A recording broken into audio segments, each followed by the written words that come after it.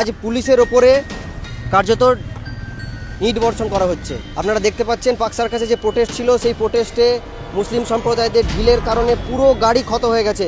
আপনাদের দেখাতে চাই, हम अपने घर में हैं, अपने सुकून से, अपने घर में अपना बच्चा लोग को लेकर सुकून से, वो हमको छीने नहीं देगा। उसका इतना हिम्मत है।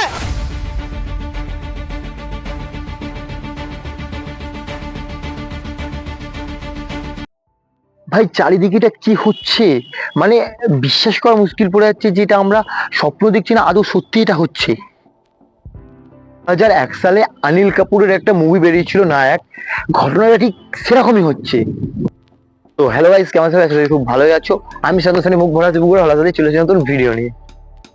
এদিকের আগে অবধি মানুষ মন খুলে জয় শ্রীরাম বলতে ভয় পেত, সেখানে আজকের দিনে দাঁড়িয়ে মানুষ মন খুলে সেটাই বলতে চাইছে যেটা মানুষ বলতে চাইছে। দেখো ভাই, আগের ভিডিওতেও বলেছি এবং এখনো বলছি, জয় শ্রীরাম কোনো তো পলিটিক্যাল লাইন নয়, সেটা হচ্ছে আমাদের প্রভু রামের নাম। তো সেটা নেওয়ার জন্য আমাদেরকে কাউকে ভয় পেয়ে থাকতে হবে কেন? দেখো ভাই, জানি না কার মনে কি আছে, কে ভালো কে খারাপ সেটাও জানি না, কিন্তু যে ভালো করছে তাকে ভালো বলতে ক্ষতি কি? এবার তোমরা বলবে কে কি ভালো করেছে? সব তো ক্ষতিই করছে, এটা বন্ধ করে দিচ্ছে, এখান থেকে মানুষকে তুলে দিচ্ছে, মানুষের দোকানপাট ভেঙে দিচ্ছে, এই হচ্ছে সেই হচ্ছে। তো তোমরা যেটা দেখছো সেটা একতরফা ঠিক, কিন্তু আরেকতরফা তোমরা যদি ভেবে দেখো, वो हिस्सा है जो हमेशा अपने चर्चा में रहता है। अभी हावड़ा स्टेशन ही नहीं बल्कि पूरा बंगाल चर्चा में है, क्योंकि जब से सरकार चेंज हुआ है तब से यहाँ पे कुछ ना कुछ चेंजेस होता ही जा रहा है। और वो चेंजेस हम लोग को अपना हावड़ा स्टेशन के बाहर में भी देखने को मिला। ये जो रास्ता देख रहे हैं यहाँ पे, आज से पहले काफी सारा यहाँ पे दुकान हुआ करता था, जो कि सरकार चेंज होते ही कल रात में ही यहाँ से सारे दुकान को हटा दिया गया। यहाँ पे कोई कपड़ा बेचता था, कोई पानी बेचता था, कोई खाने का सामान बेचता था, जिसकी वजह से यहाँ पे काफी सारा जाम लग जाता था, आने जाने में भी लोगों को काफी दिक्कत होती थी। 2 से 3 बार इन लोगों को यहाँ से दुकान हटाने के लिए भी बोला गया था, इन लोगों ने दुकान नहीं हटाया, जिसके वजह से कल रात में ही बुलडोजर से पूरा रास्ता को सफा कर दिया। মানুষদের দোকানপাট ভাঙা গেছে, মানুষদেরকে হাওড়া স্টেশন থেকে উঠতে হয়েছে, মানছি এইটা হয়তো তাদের রোজি রুটি ছিল, তারা করে খাচ্ছিল। কিন্তু ভাই, যারা হাওড়া যায় তারা জানে যে সেই জায়গাটা কিরকম ভাবে মানুষের প্রবলেম পড়তে হতো। সরকারের জায়গার উপরে বসে ব্যবসা করছে, এই জায়গায় দাঁড়িয়ে তাদের দেমাগ এমন ছিল যেন সেই জায়গাটা তাদের পূর্বপুরুষরা তাদেরকে দিয়ে গেছে। অনেক মানুষের সঙ্গে হয়েছে, সেই জায়গায় গিয়ে একটা জিনিস তাদের পছন্দ হয়েছে, তারা দেখেছে, তারা পছন্দ করে কিনবে বলে গেছে, দামে হয়তো পোষায়নি। এবার মানুষের দামে না পোষালে মানুষ কি করবে? নেবে না। কিন্তু তুমি আমার জিনিস দেখেছো, তুমি নেবে না কেন? গালাগালি খিস্তিতে উদ্ধার করে দেয় ভাই। তাদের জন্য সিম্প্যাথি, হ্যাঁ সিম্প্যাথি আসছে, বাট যেটা নয় সেটাকে কেন বলবো? ভাই এই টপিকটা খুব কন্ট্রোভার্সিয়াল হতে পারে, অনেকের ভালো লাগবে, অনেকের খারাপ লাগবে, কিন্তু যেটা ঠিক সেটাকে ঠিক বলতে হবে ভাই।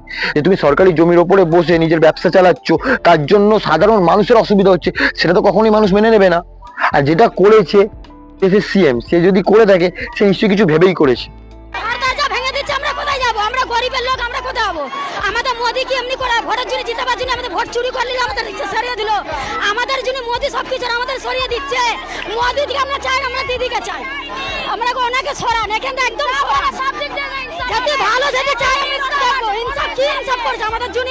আমরা গরিব আছি, আমাদের রাস্তা আমাদের চাই না, মোদি আমাদের চাই না, আমাদের দিদি চাই। আপনার বাড়ি কোথায়? আমাদের বাড়ি এই 5 সার্কেল, আমরা ফুটে থাকি, আমাদের ঘর দরজা নেই, আমরা ঝুবড়ি থাকি, কিন্তু আমাদের জন্য। আর এবার যদি বলি ফুটপাতের কথা, ভাই ফুটপাতটা কি কারো বাবার সাম্রাজ্য? মানে তুমি সেখানে নিজের ঘর বাড়ি পেতে বসে পড়বে, তোমাদেরকে কেউ সহায়তা দেবে না। সহায়তা গেলেই কি আমাদের এই সরকার চাই না, এটা কোনো কথা? সরকারই হোক, যে দেশেরই হোক, যে রাজ্যেরই হোক, ফুটপাত বানানো হয় কিসের জন্য ভাই? সোজা সাপটা কথা, ফুটপাত বানানো হয় কিসের জন্য? মানুষের চলাফেরা করার জন্য, রাস্তা দিয়ে গাড়ি ঘোড়া যাবে, ফুটপাত দিয়ে মানুষ হেঁটে যাবে। সেখানে যদি তুমি তোমার টেন্ট বানিয়ে, আমি গেছি ভাই কলকাতায় ওইসব সাইডে, আমি দেখেছি টেন্ট বানিয়ে রীতিমতো ঘর বানিয়ে থাকছে ভাই। আমার মানুষের হেঁটে যাবে কোথা থেকে? সেই রাস্তার উপর দিয়ে যাবে, অ্যাক্সিডেন্ট হোক, মানুষ মরুক, সেটা কোনো যায় আসে না।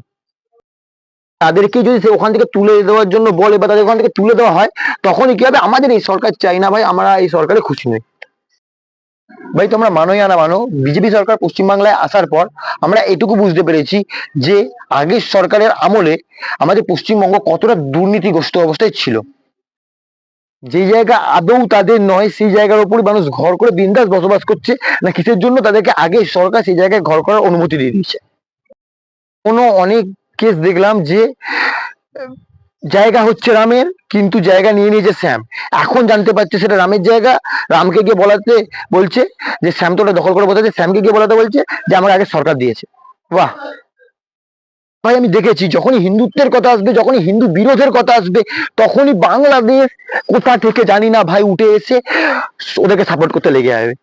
আরে ভাই, পশ্চিমবঙ্গে প্রবলেম হচ্ছে, এত প্রবলেমের মধ্যে দিয়ে যাচ্ছে, তার সময় সাপোর্ট করছে কে? বাংলাদেশ। বাংলাদেশ বলছে ভাই এই রাজত্ব চলবে না, তোরা বলার কে ভাই? তোরা কি এখানে আছিস? তোরা কি থাকছিস? তোরা কি দেখছিস? নিজেদের খাবার জুটছে না, নিজেদের থাকার ঠিকমতো জায়গা হচ্ছে না, তোদের নিজেদের দেশে এত প্রবলেম, সেইটাকে নিয়ে মাথামারি কর না। তোদের সেটাকে নিয়ে মাথামারি করলে চলবে না। তোদের তো হিন্দুস্তানের ভিতরে, ভারতের ভিতরে, পশ্চিমবাংলার ভিতরে যেটা চলছে, তোদেরকে সেটাতে মাথামারি করতে হবে। কেন মাথামারি করবে না ভাই? এতদিন ধরে তো উইদাউট এনি পারমিশন, কোনো ভ্যালিড প্রুফ ছাড়াই তারা বিন্দাস ভাই গলে গলে গলে গলে গলে গলে চলে আসছিল। এখন তো সেটা পারবে না, সেই জন্যই তো মাথামারি করছে, তাই জন্যই তো প্রবলেমে পড়ছে। আজ পুলিশের ওপরে কার্যত ইট বর্ষণ করা হচ্ছে। আপনারা দেখতে পাচ্ছেন পাকসার কাছে যে প্রোটেস্ট ছিল, সেই প্রোটেস্টে মুসলিম সম্প্রদায়দের ঢিলের কারণে পুরো গাড়ি ক্ষত হয়ে গেছে। আপনাদের দেখাতে চাইবো, দেখুন এখানে আমাদের যে ক্যামেরাম্যান ছিলেন, ক্যামেরাম্যানের গায়েতে ইট মারা হয়েছে। দর্শক আপনাদের দেখাতে চাইবো যে ক্যামেরাম্যানের গায়ে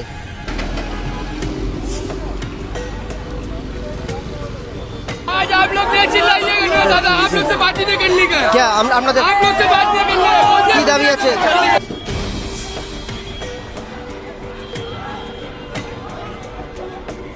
সরাসরি তারা আইন নিজের হাতে তুলে নিয়েছে একটি সম্প্রদায়, এবং আপনারা দেখতে পাচ্ছেন এখানে শয়ে শয়ে জুতো পরে রয়েছে, ইট পরে রয়েছে এই এলাকাটা।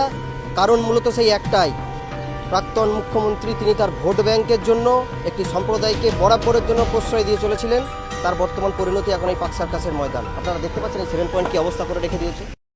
আরজিকর মেডিকেল কলেজের হত্যার কাণ্ডটা ঘটে, তখন তিলোত্তমার বিচারের জন্য সকল মানুষ রাস্তায় নেমেছিল, আমিও নেমেছিলাম, ঠিক আছে? তো সেই বিচার চাওয়ার সময় মানুষ শান্তিপূর্ণভাবে মিছিল করেছিল, শান্তিপূর্ণভাবে মিছিল করেছিল, মোমবাতি নিয়ে নেমেছিল, মানুষ বিক্ষোভ জানিয়েছিল শান্তিপূর্ণভাবে, ঠিক আছে?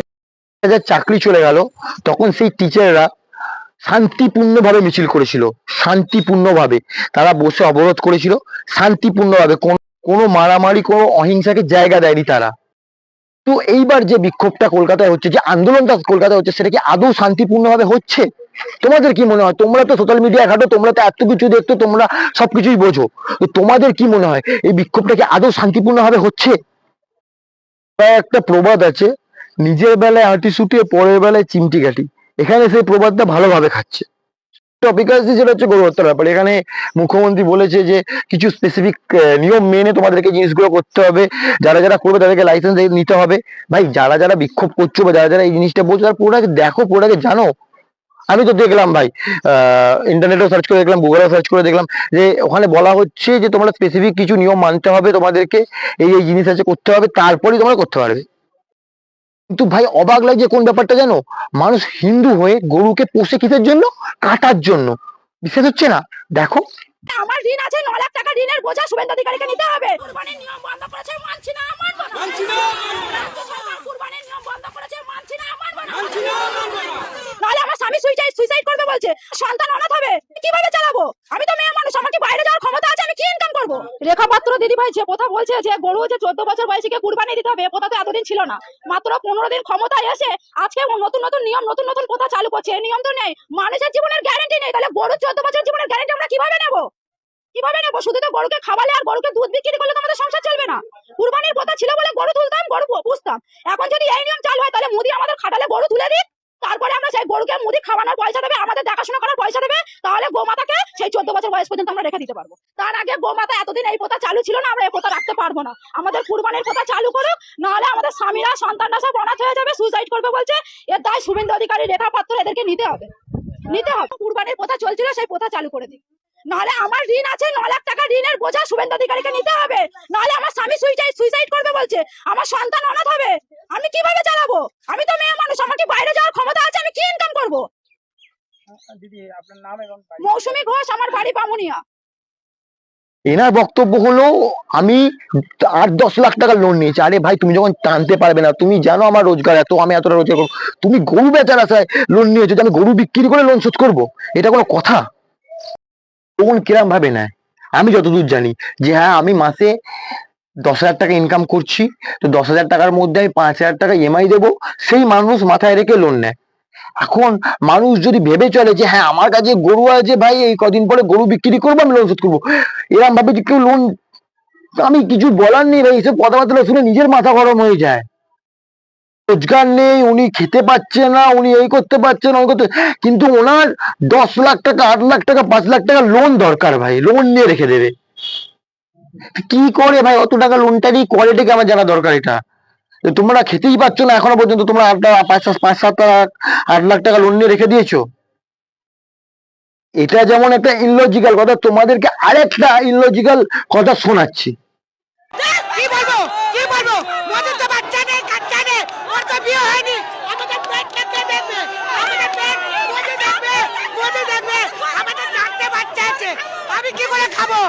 আর মুসলমানের ভোট কেড়ে নিয়েছে চোরটা, মুসলমানের ভোট কেড়ে নিয়েছে। এই কথাটা কারা বলছে? যারা বিক্ষোভে নেমেছে, যাদের বাড়িঘর ভেঙে দিচ্ছে। আমরা ঠিক করে খেতে পাই না পাই, আমরা ঠিক করে শুতে পাই না পাই, আমাদের থাকার জায়গা থাকুক না থাকুক, আমাদের পপুলেশন বৃদ্ধি করতে হবে, আমাদের মোটিভ এটাই ভাই। এরকমই মেন্টালিটি এদের। আর হবে নাও বা কেন, এটাও তো একটা বিজনেস প্রসেস ভাই। একটা নিল, নিয়ে ঘুরলো, বাচ্চাকে থেকে দিয়ে দেবে, দ্বিতীয় হলো সেম প্রসেস, তৃতীয় হলো সেম প্রসেস, 4 নম্বর হলো সেম প্রসেস। এটাও একটা বিজনেস স্ট্র্যাটেজি।